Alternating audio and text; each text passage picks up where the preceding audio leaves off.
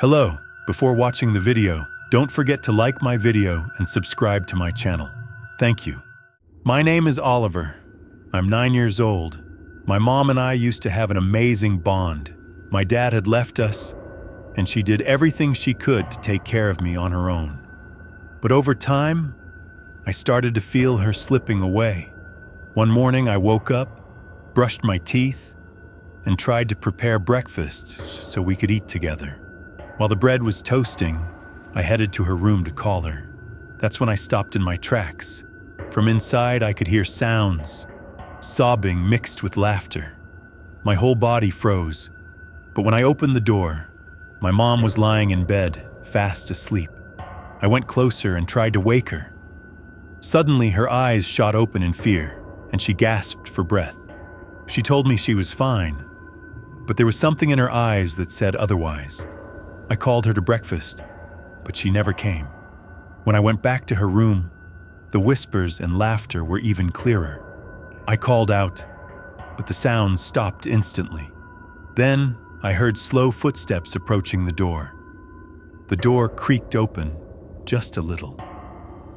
My mom was peeking out from the crack, her eyes wide, staring at me without blinking.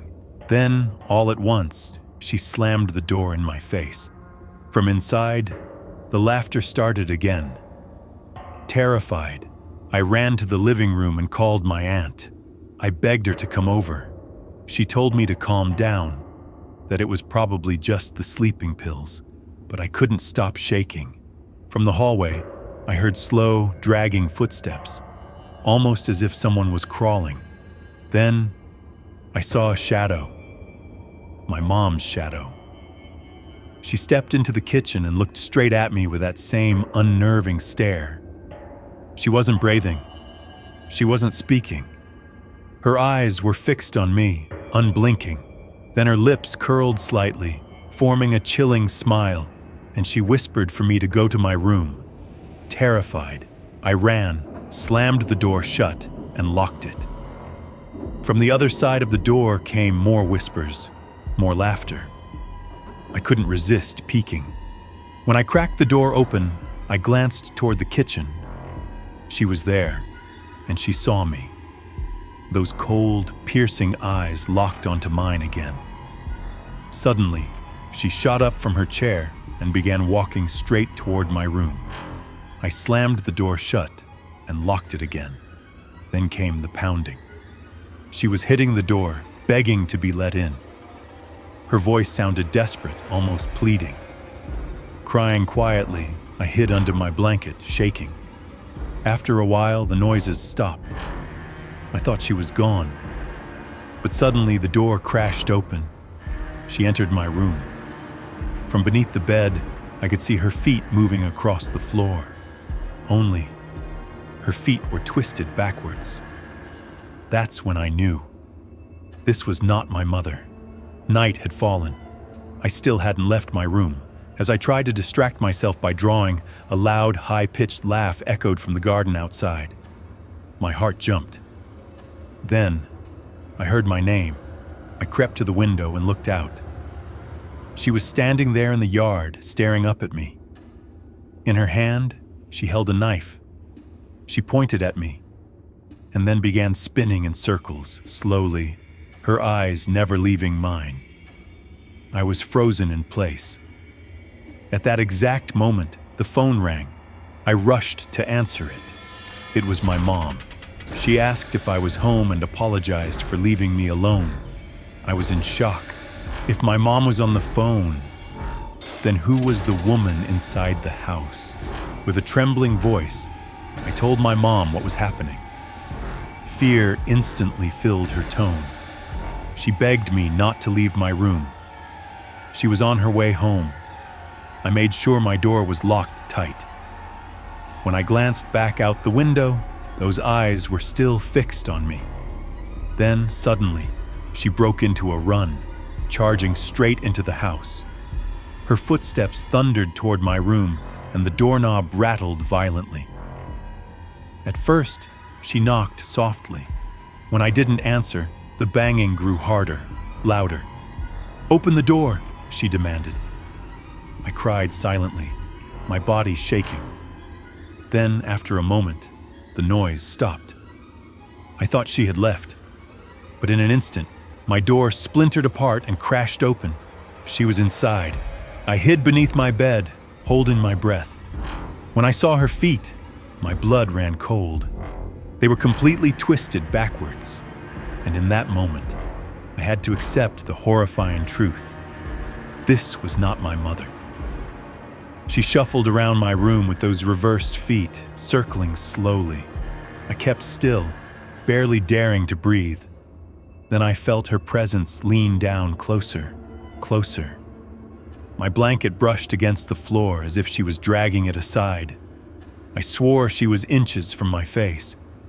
Then, all at once, silence. My heart pounded so hard it hurt. Without warning, she bolted out of the room. Her footsteps pounded down the stairs, fading into the darkness below. I still didn't dare crawl out from under the bed. Then I heard it. The front door slamming open. My mother's voice filled the house. My real mother. She was calling out for me, frantic. I slid out from under the bed and stumbled toward the door. But when I reached it, I froze. I couldn't step outside because I realized something terrifying. There were two of them in the house now. My real mom and the other. From downstairs, two voices began to rise. Both of them were my mother's. Both spoke in the same tone, their laughter and sobs blending together until I couldn't tell them apart. Which one was my real mom? Which one was the thing pretending to be her? As I crept toward the stairs, a shadow appeared. It was my mother's face, but her eyes held that same icy, lifeless stare. She began climbing the steps slowly. Panic surged through me and I stumbled backward. Just as I turned to run back to my room, a hand touched my shoulder. I spun around. It was my mom. This time her eyes were filled with fear, with worry. She pulled me into a tight embrace. This was her. This was the real one. She scooped me up and hurried down the stairs. But at the bottom, the other one was waiting. The same face, the same body, but her feet were still twisted backward. In her hand gleamed a knife. The two of them locked eyes. Then, at the exact same moment, they both screamed. The sound pierced my skull, and the whole house shook violently. My mom dragged me toward the door. It was wide open. Safety was just a step away. But the thing blocked our path, standing in the doorway as if guarding it. Its eyes had turned pitch black. My mom leaned close, whispering for me to run. But the creature heard every word. Its lips curled into a hideous grin. "You can't escape, Oliver," it hissed. In that moment, my mother gathered her strength, crouched down to my level, and looked straight into my eyes. "Don't you dare look back," she whispered. "Run, Oliver! Run!" And I, with every ounce of strength I had, I bolted through the door. I ran across the yard and into the dark street. I didn't look back. Behind me, screams, laughter, and the sound of breaking glass echoed. Footsteps followed, closing in. I couldn't tell which sounds belonged to my mom and which belonged to her imposter. At the end of the street, I saw a light. My aunt's car. Relief surged through me as I ran toward it, but deep in my chest, a gnawing fear remained. The person I left behind in that house, was that really my mom? Or wasn't it?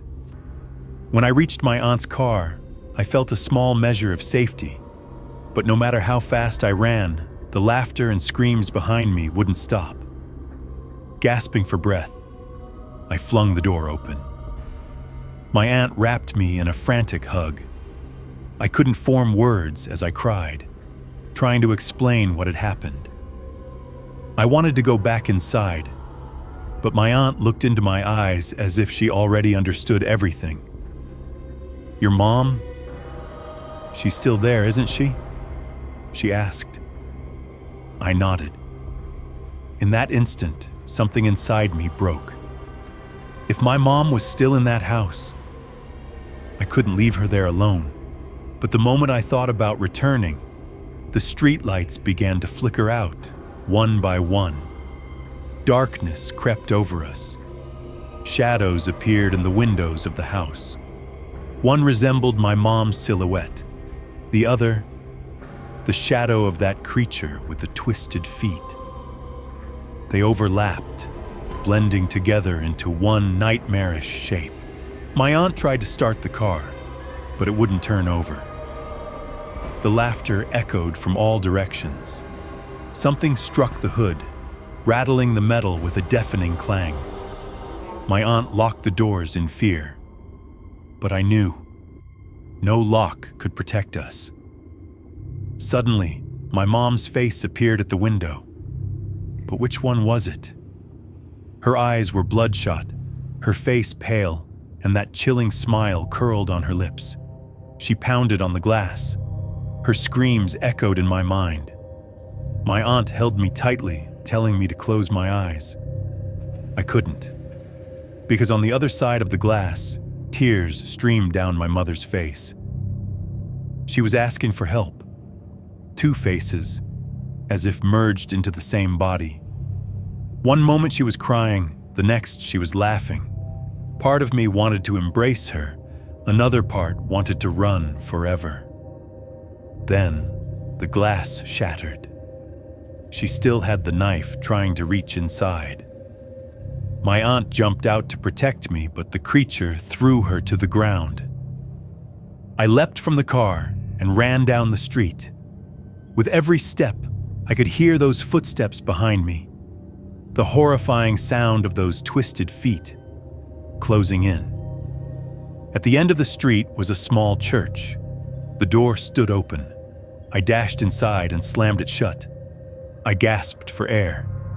The inside was dark, lit only by a few flickering candles. But I wasn't alone. Bare feet echoed across the floor. In the candlelight, a shadow appeared. It moved toward me, its eyes locked onto mine, and from its lips came a whisper. "Oliver, if you want your mother back, you will stay with me." In that moment, my heart froze. I understood for the first time. It wasn't just a stranger. That thing. It was a part of my mother. I was gasping for breath in the church. The thing moved toward me through the flickering candlelight. With each step, the twisted angle of its feet became more pronounced. Its whispers rang in my ears, promising to return my mother in exchange for my soul. I closed my eyes.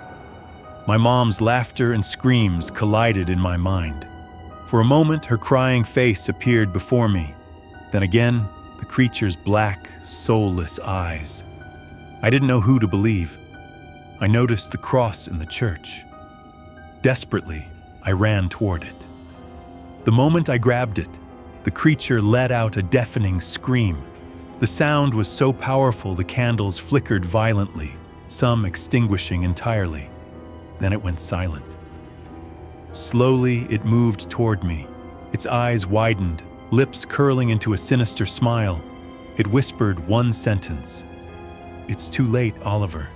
Your mother is mine now." Something inside me shattered. My fear of losing my mom consumed everything. I threw the cross to the ground, tears streaming down my face.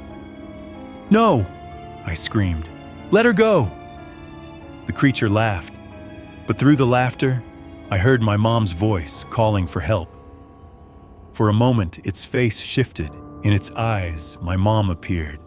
Her hands reached toward me. Her voice trembled in my ears one last time.